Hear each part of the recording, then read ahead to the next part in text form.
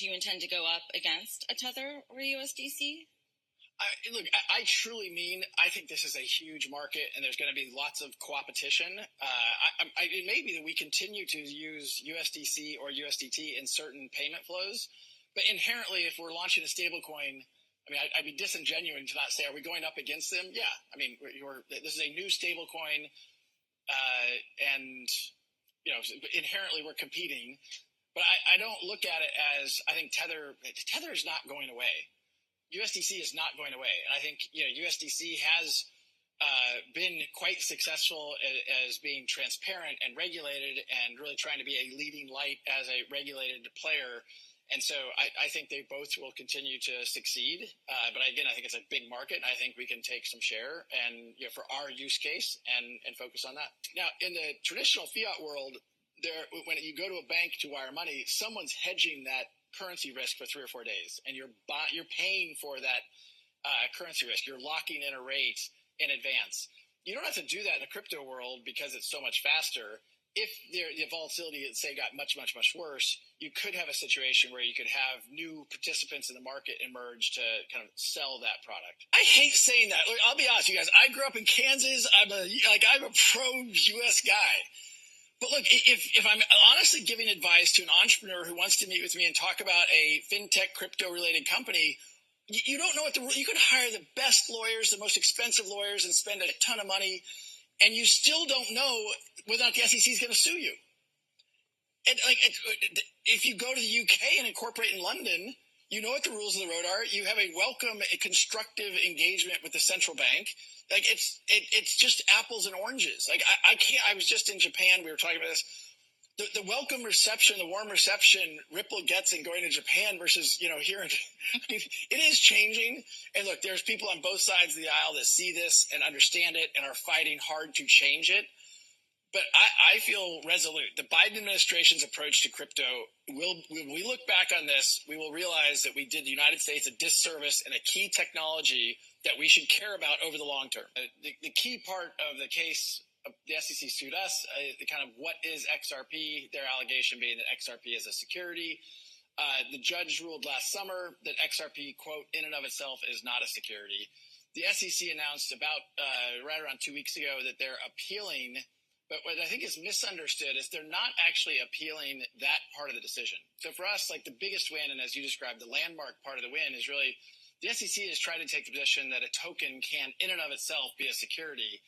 And the courts have consistently ruled that that is not the case. And they, in the appeal, what they're really appealing is this idea around programmatic trades, programmatic sales, as to whether or not that represents an investment contract.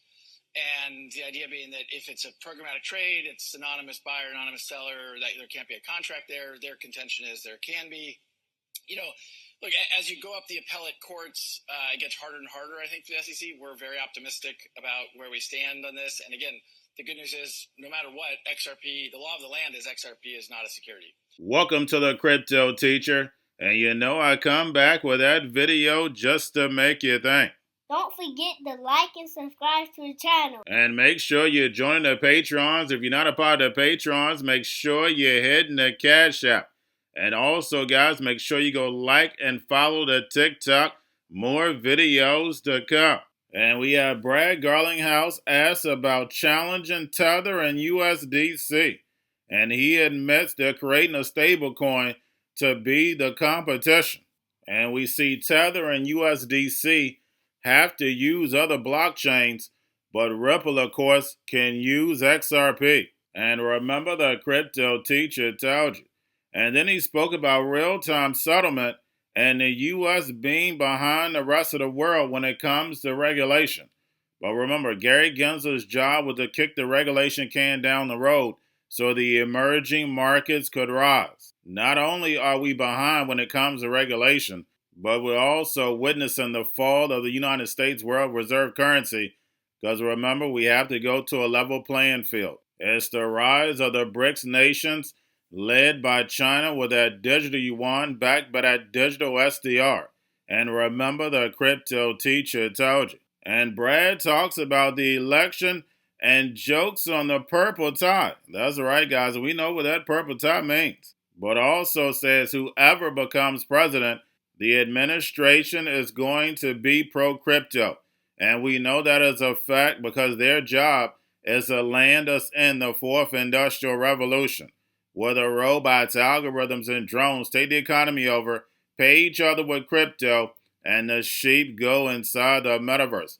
And if you notice, Brad Garlinghouse and Chris Larson spoke about the reset when it comes to the banking system because they know the digital economy is right around the corner. And remember, the crypto teacher told you because he knows when it comes to the NWO, it's all planned out. You have a wonderful day. Ripple is one of the companies that is behind a super PAC called Fair Shake. It's one of the largest PACs in this election cycle. Although we have indicated, I think the other, Coinbase has been active in Fair Shake as well as Andreessen Horowitz. We're kind of the three anchor. There's been a few other supporters as well. But, I use the word fair. All that we're looking for is a fair shake. There's a lot of misinformation, and frankly, I don't mind saying it. Look, Elizabeth Warren is out there spreading misinformation and lies about crypto. She will tell you that all crypto activity is illicit activity. The facts do not bear that out. And so all we have asked for is a fair shake. I think crypto should be bipartisan, and the Fair Shake Super PAC supports people on the R and D side. It's been important to me. It's not a coincidence I'm wearing a purple tie today. So we have been very active because we haven't had those clear rules of the road. And I think no matter what happens in a few weeks here, we will have a more pro-innovation, pro-crypto Congress that gets elected. What have your conversations in DC been like? Just for, even before election season, how engaged with regulators have you been? You've been around for a long time. So what are those conversations like? I'm saying Ripple is original pillar. Yeah. Yes. Pillar. I like that.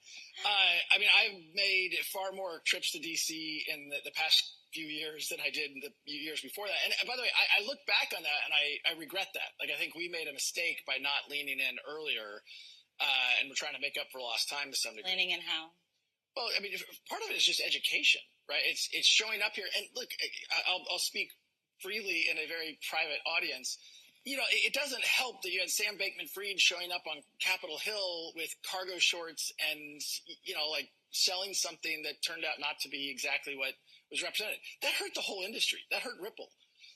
And so kind of counteracting that and showing up and representing that, look, we are serious people. There's a lot of people in crypto. A lot have been on stage during this event. There's serious people doing serious things, and the market obviously has grown a lot. And so when I show up here, part of it is evangelist, advocate, diplomat, ambassador. I will also comment, and you and I talked about this a little bit backstage, but it's still interesting to me how the U.S. is behind other countries. I spend a significant amount of my time talking to central banks and regulators around the world. And whether we're talking about Japan or the UK or Singapore or the UAE or Switzerland, even Brazil, but that's not to mean Brazil's bad. It's just including Brazil.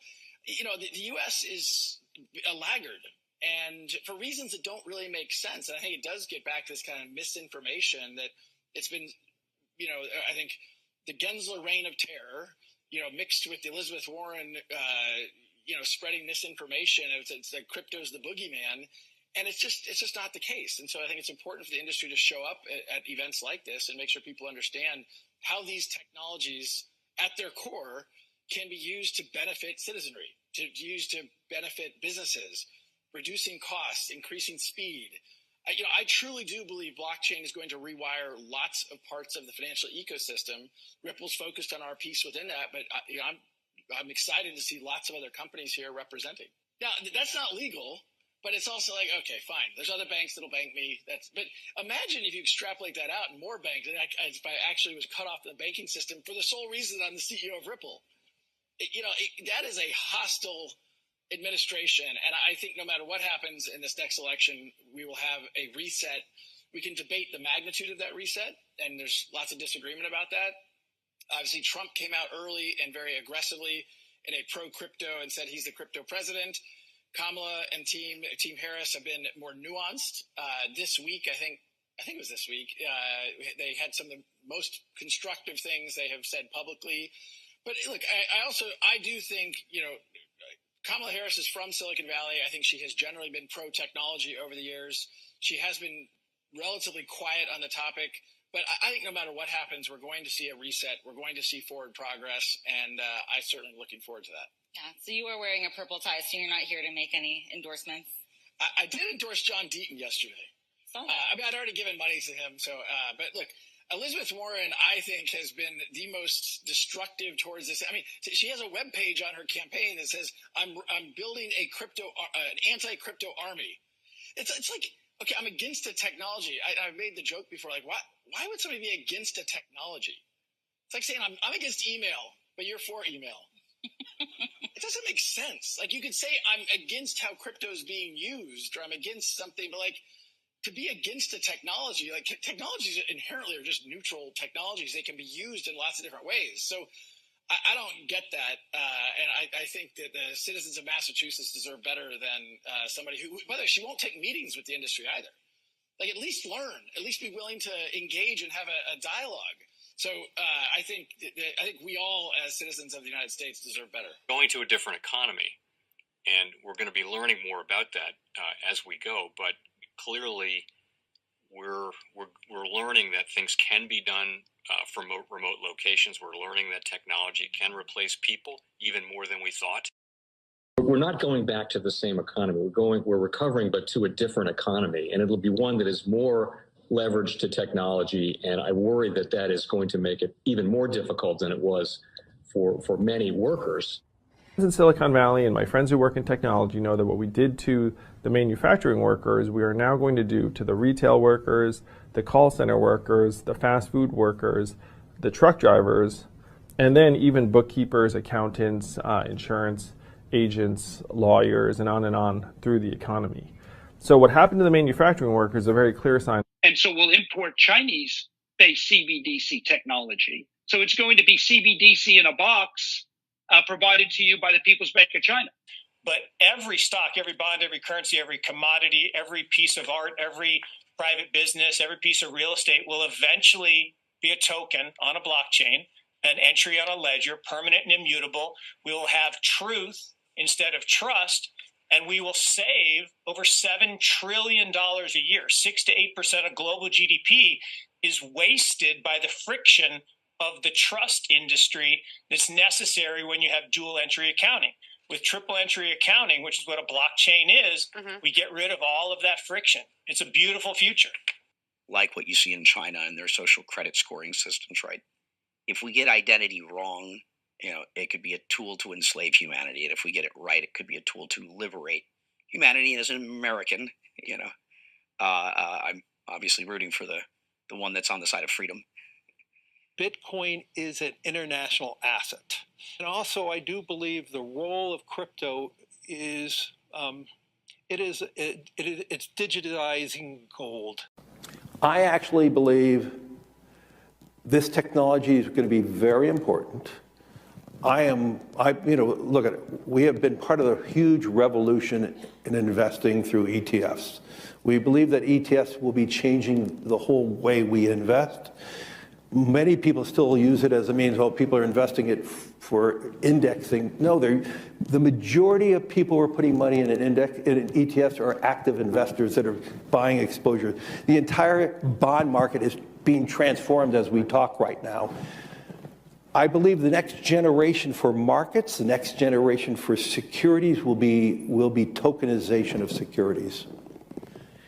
And if we could have that distributed ledger that we know every beneficial owner, every beneficial seller, we all have our code of who's buying, who's selling, instantaneous settlement. And think about it, it changes the whole ecosystem. Chinese bank ICBC has been hit by a ransomware attack, and the U.S. Treasury market, as a result of that, has been disrupted. This, according to the Financial Times. We're getting at more right now with Bloomberg's Sonali Basak. Sonali, what do we know? Listen, we have the Financial Times now reporting that ICBC, one of China's largest banks here, was hit with a ransomware attack. And remember, they're a very significant intermediary in the Treasury market. The SIFMA has told told his members that this has been part of the reason here that the system is kind of clogged up, if you will. During that auction that we saw a little bit before, the attack had prevented ICBC, according to the Financial Times, from settling treasury trades on behalf of other market participants. A large executive at a major bank also telling the paper that such a large party on the fixed income clearing corp creates major concerns, potentially impacting the liquidity of treasury markets. Now, it was not just a poor auction. It was absolutely lousy. And you know, when the dealers have to step in to save a treasury auction, that's a rare occurrence. And Cryptoteacher and the New World Order book, plus the 3 Kids books, It's Time to Re-Educate. Also, new to cryptos, Coinbase, Bitrue, Binance. Do not forget book links and crypto links are in the description. The stock channel, guys. Don't forget to go like, subscribe, spread everywhere. You have your Kobo, your chip stocks, your banking, your gaming. While everybody's sitting at home, get on stocks, the Seaver, the biotech stocks. And while everybody's at home wishing, they were still getting that free money. What are they doing? Drinking and smoking weed. Don't forget about those stocks, and you have a wonderful day. The most powerful person in the world is the storyteller. The storyteller sets the vision, values, and agenda of an entire generation to come. Steve Jobs. And guys, you know I truly believe in this. When you look at the New World Order, they're the storytellers. And that's the reason why I wrote my New World Order book. But guys, now it's time to change the current generation. And I wrote 3 kids books. You know I love the Trinity because I understand the power that's in it. So I have 3 books. We have an opportunity to change the generation, to educate, not just me, but I want to show you that I take action on a daily basis. And I want you to take action on a daily basis. Whether it's your job, whether it's in your community, we have an opportunity right now to educate the masses. I posted this on my Twitter account. Please share, but this is a short clip of the 3 books. There's going to be a clothing line and action figures. Please get these books for your kids, nephews, cousins, friends, so therefore we can start the re-education now. Because as we see, the 4th Industrial Revolution foundation is definitely here. Robots, algorithms, drones, taking humanity out the picture. We have to re-educate. But let's get into the video. Part 1. King Joshua and Grandma Tanya save the village. Part 2. King Joshua and Grandma Tanya save New York from COVID-33. Part 3. King Joshua and Grandma Tanya goes to China. It's mandatory to get part 1, part 2, and part 3 of this series. It's time to re-educate Generation Z.